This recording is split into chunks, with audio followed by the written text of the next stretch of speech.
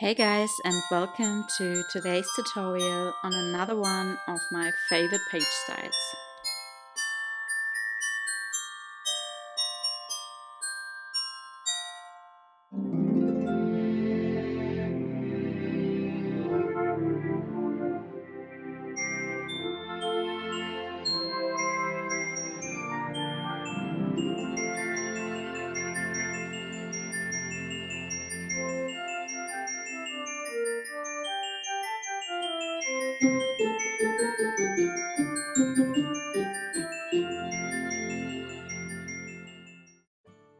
Okay, so let's just start with the tutorial for today.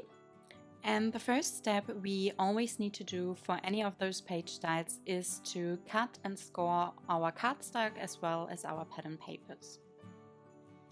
And for the measurements, you can refer to the cutting guides and templates which are available in my Etsy store for different album sizes. And when I cut my cardstock and pattern paper, I always like to label all the elements I have cut. So this is just an example on how to use your cutting guides for cutting and scoring your cardstock and pattern papers. And then after scoring, you can go ahead and do the next step. So the next step for this page style is to attach tape right next to the scoring lines. So we have already scored our cardstock and now we can take our 3/8 of an inch tape, so at least that's what I like to use. And you just want to make sure that you place it on this little flap we have created with scoring, and you just place it right next to the scoring lines without actually covering the scoring lines. And after attaching our tape, we want to cut off the corners of the little flaps we created with scoring. So for this, I like to turn around my cardstock and then I get my small scissors and I just cut it an angle right next to the scoring lines.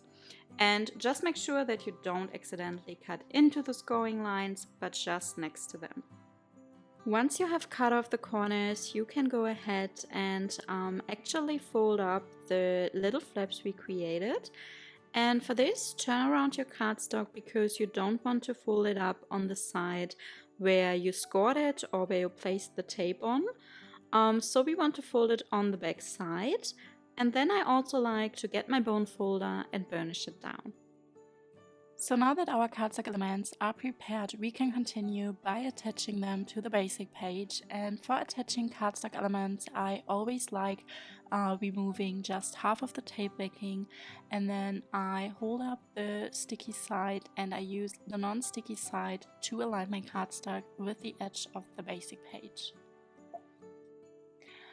And as you can see, for the second cardstock element A, you want this to be attached right next to the first one, but actually for the flap on which you attach it, you want this to be on the bottom of the basic page. So the first one is attached to the side of the basic page, and then the second one to the bottom, then again the third one to the other side, and then the fourth one would be attached to the top of the basic page.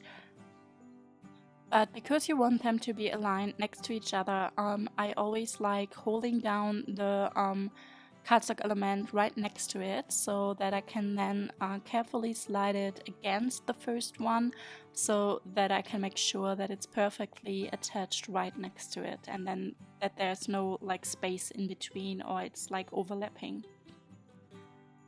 After attaching all cardstock elements onto the basic page, you can then continue by also adding the pattern papers for cardstock elements A onto the cardstock. And for attaching pattern paper, I always prefer using wet glue instead of tape, because when using wet glue, you're still able to move around your pattern paper and find the correct position so that you have an even border of cardstock around it. And then for the closure, you want to add 2 magnets to this page style, and you actually want to place your magnet in the middle of the basic page. And with this page style, it's very easy to find the middle. So I just close up 3 of those cardstock elements A, and then I just mark the middle of the basic page. And then you can go ahead, and I actually like using those self-adhesive magnets here. So I just remove the tape backing and place one of my magnets to the middle of the basic page. And once the first magnet is attached to the basic page, you can also attach the pattern paper for the basic page onto the basic page.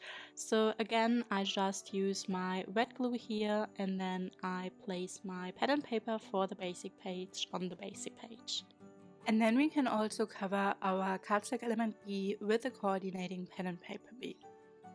And because cardstock element B is what we want to use for the magnet closure as an element, we need our second magnet again, and then you just would lay it onto the basic page. So let it just snap in place, and then remove the tape backing of the second magnet, and then just like press down your cardstock element B in the correct position so that it's in the middle of the basic page. And then the second magnet will just stick to cardstock element B.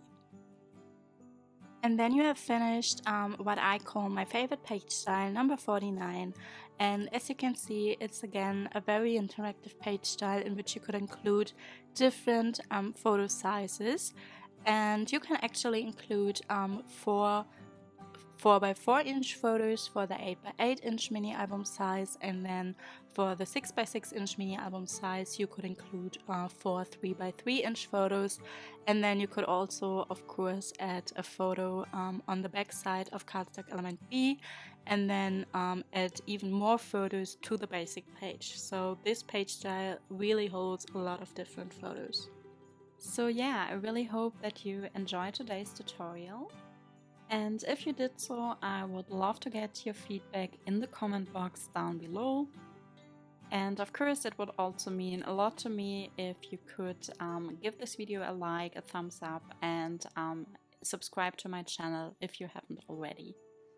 So I hope that you are having a great day, and I would love to see you in my next video.